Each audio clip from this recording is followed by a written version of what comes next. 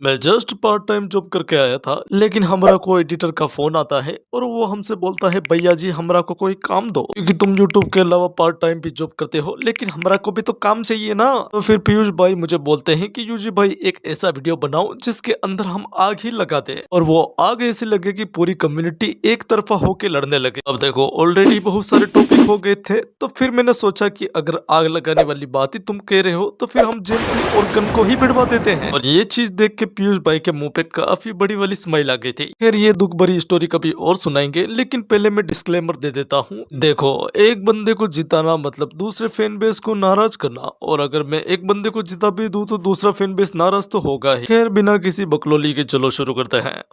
Interesting. अब देखो दोनों ही कैरेक्टर की सबसे पहले फिट जान लेते हैं कि इन दोनों ने क्या क्या उकाड़ा है लोकेशन के अंदर। गन पार्क की फिट हमें Hunt of gun park arc के अंदर अच्छे से देखने को मिलती है, यानी कि वर्कर्स के हजारों लोंडो से फाइट करना, उन्हें हराना, इवन तो सेकंड जनरेशन के ऑलमोस्ट सभी स्ट्रॉन्ग फाइटर्स को भी हराना। और उस समय पे गन पार्क से main character, side characters, even एक प्रोडजी गोकिम और मेन कैरेक्टर की सेकंड बॉडी जो कि यूआई के अंदर थी। यूआई एसपी डेनियल को तो उसने इतनी कम एचपी में हरा दिया था जो कि अनएक्सपेक्टेड था मेरे लिए। और Hunt of gun park arc के अंत में आते आते गन की कुछ ऐसी हालत हो चुकी थी, लेकिन स्टिल बंदा चैलेंज करता है जेम्स ली को। खैर अभी के समय पे गन जेल के अंदर है जहां पर वो अभी भी ट्रेनिंग करता है। और मेरा ये मानना है कि जो Hunt of gun park arc में हमें जो गन दिखाया था जिसने कि अपनी बॉडी की इतनी सारी लिमिट को पुश किया था, और ये चीज तो हम भी जानते हैं कि जब कोई कैरेक्टर अपनी लिमिट्स को पुश करता है तो वो और भी ज्यादा स्ट्रॉन्ग बनता है। तो मेरा ये मानना है कि जो करंट का गन पार्क जेल के अंदर है वो पहले से काफी ताकतवर बन चुका है। और वही James Lee the legend of first generation, इसके बारे में हम ये जानते हैं कि उसने फर्स्ट जनरेशन के अंदर ऑलमोस्ट सभी किंग्स को हराया है वन बाय वन। मैं मानता हूँ कि चियोलोंग आग में भले ही जेम्स ली वहां से निकल गया था, लेकिन वो निकलना भी जरूरी था, बिकॉज वो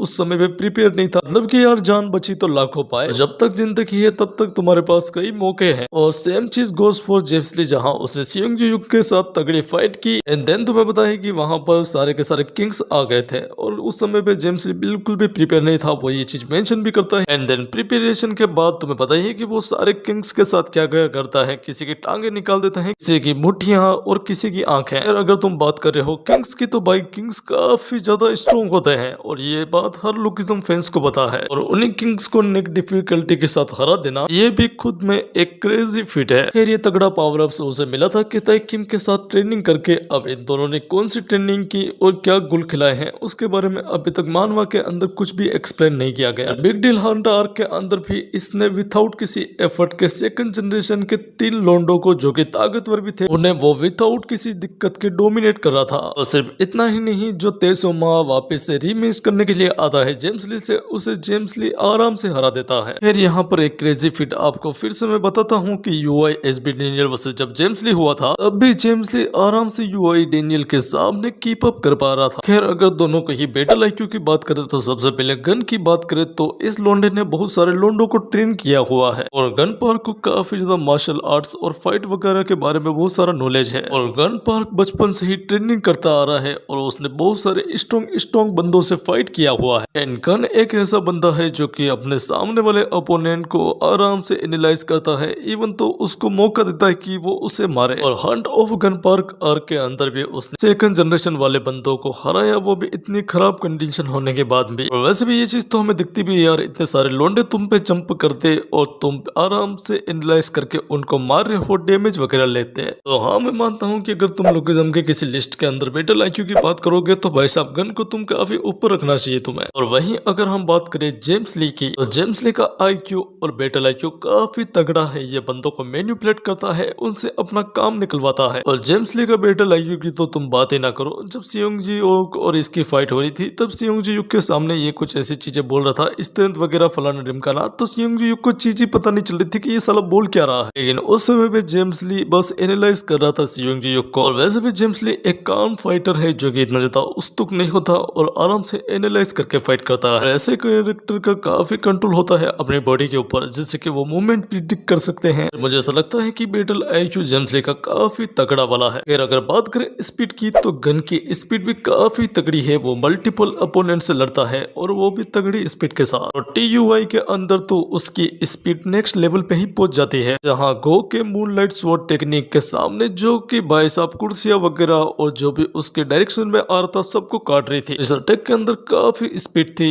लेकिन फिर भी TUI गन इन सभी को आराम से डॉज कर रहा था। अगर तुम्हें ऐसा लगता है कि गन बस इतना ही कर सकता है, देखो एक बार गो एक अटैक मारने वाला होता है तगड़ा, लेकिन गन इतना फास्ट रिएक्ट करके उसको अपने दांत से ही तोड़ देता है। और हाँ, यहाँ मैं शॉट की बात कर रहा हूँ, गंदे लोग। और वहीं जेम्स ली जिसका फाइटिंग स्टाइल ही बेस है स्पीड के ऊपर, तो काफी लोग ये मानते हैं कि जेम्स ली काफी ज्यादा फास्ट है। और ये चीज मैं भी मानता हूँ कि साला पलक झपकते ही गायब हो जाता है और एकदम से तुम्हारे सामने प्रकट हो जाए। जैसा कि जेम्स ली की फाइटिंग स्टाइल बेस है इनविजिबल अटैक के ऊपर, जिसके अंदर तुम किसी भी बंदे के वीक पॉइंट्स को एनालाइज करके ऊपर फास्ट अटैक मारते हो। ये अटैक इतने ज्यादा फास्ट होते हैं कि सामने वाले को पता ही नहीं चलता अनटिल उसके पास कन्विक्शन जैसे पावर्स ना हो, और मास्टरी जो भी बोलो, मतलब कि जेम्स ली तुम्हारी मार के चला जाएगा और तुम्हें पता भी ना चले। फिर से गंदे लोग यार, मैं बात कर रहा हूँ उसके अटैक्स की। और अगर एजिलिटी की भी बात करें तो मुझे दोनों ही कैरेक्टर काफी ज्यादा तगड़ी वाली एजिलिटी पोजेस करते हुए देखते हैं।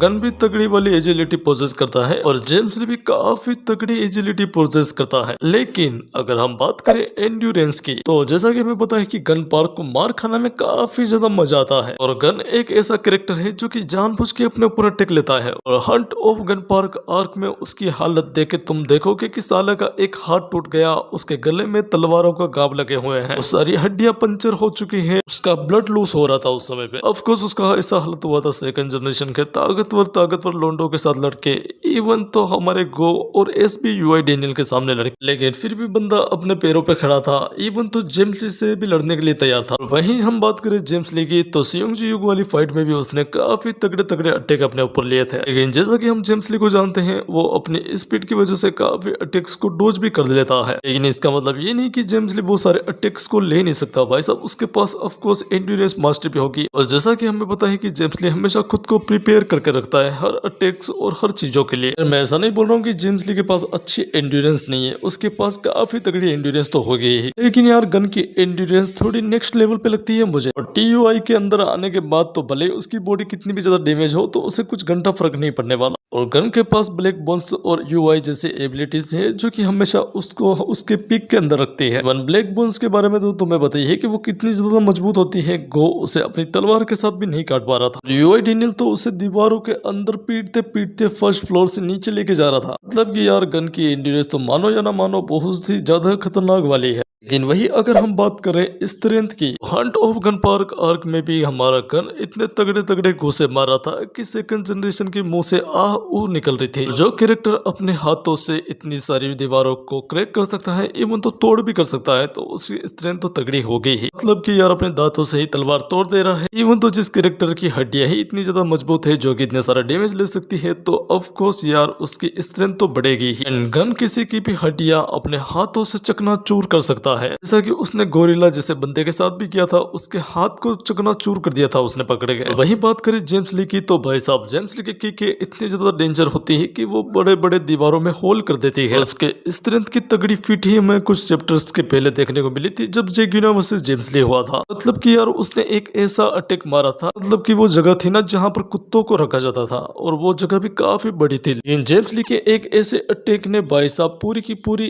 ऐसी की तैसी करती थी उस जगह की। मतलब कि भाई साहब पत्थर वत्थर निकल चुके हैं, चकनाचूर हो चुकी है जमीन। ये तो उसकी बात की स्ट्रेंथ थी, लेकिन फिर भी भाई काफी तगड़ी फिट थी वो। जेम्स ने बेयर स्ट्रेंथ के साथ और अपनी टेक्निक के साथ भी फर्स्ट जनरेशन के किंग्स की तोड़ाई की हुई है। जेम्स की ऑलरेडी ही मैं बैटल IQ और उसकी फाइटिंग स्टाइल के बारे में भी एक्सप्लेन कर चुका हूँ। और गन के बारे में भी हम जानते हैं कि वो यामाजाकी कोक्युशिन कराटे का यूज करता है। इवन तो उसे मल्टीपल मार्शल आर्ट्स भी आती है। यही चीजें उसकी TUI के अंदर और भी ज्यादा इनहेंस हो जाती है। हाँ, ये चीज मैं ऑफ कोर्स मानता हूँ कि इन दोनों ही कैरेक्टर के पास चारों की चारों मास्टरी हो गई है। अगर तुम में से काफी लोग कन्विक्शन को भी एक मास्टरी मानते हो, खैर उसे छोड़ो। ऑफ कोर्स दोनों ही कैरेक्टर काफी तगड़े हैं और दोनों के पास खुद का पाथ भी होगा, मतलब होगा नहीं है दोनों के पास। और मैं ये मानता हूँ कि ये दोनों ही कैरेक्टर काफी ज्यादा स्ट्रॉन्ग है। अगर फ्यूचर में इन दोनों की फाइट होती है तो इन दोनों की हालत काफी खराब होने वाली है एक दूसरे से फाइट करके। मतलब कि एक कैरेक्टर अपने ऊपर बहुत सारे अटैक ले सकता है और दूसरा बहुत सारे अटैक मार सकता है। तुम में से वैसे काफी लोग ऐसा पूछोगे कि इनमें से यूजी भाई आपको कौन लगता है जो जीत जाएगा, और ऑलरेडी मैं इतनी सारी चीजें एक्सप्लेन कर चुका हूं, तो मैं तुम्हें बता दूं कि मुझे ऐसा लगता है कि इन दोनों की फाइट चलेगी और हमें विनर देखने को मिलेगा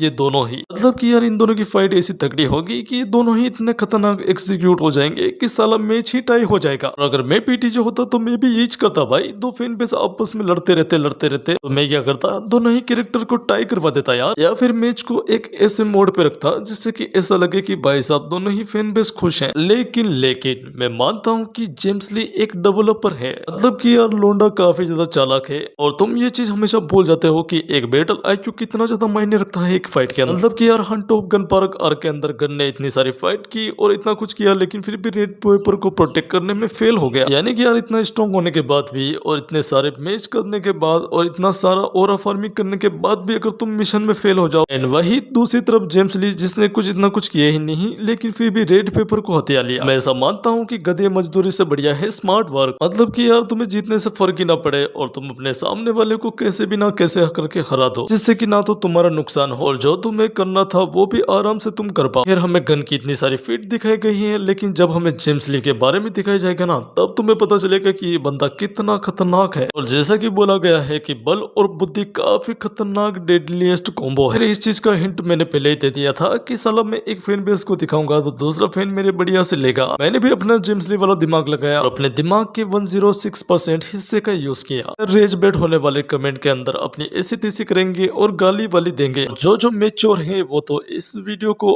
आराम से फन के लिए देखेंगे और एक मनोरंजन के जरिए की तरह, क्योंकि ये चीज मैं खुद नहीं चाहता कि तुम सभी लोग कुत्ते की तरह लड़ो बस एक फिक्शनल कैरेक्टर के लिए। अगर आपको ये वीडियो पसंद आया हो तो इस वीडियो को लाइक कर दो। लाइक टारगेट रखता हूँ मैं 2 के लाइक, और हाँ हो जाना चाहिए, और चैनल को ज्यादा से ज्यादा सब्सक्राइब कर देना, और हैशटैग पीयूष भाई द एडिटर भी लिख देना, बंदे ने काफी बढ़िया एडिट की है। मिलता हूँ मैं इसी वीडियो में, आज के लिए इतना ही। चलो बाय बाय बाय।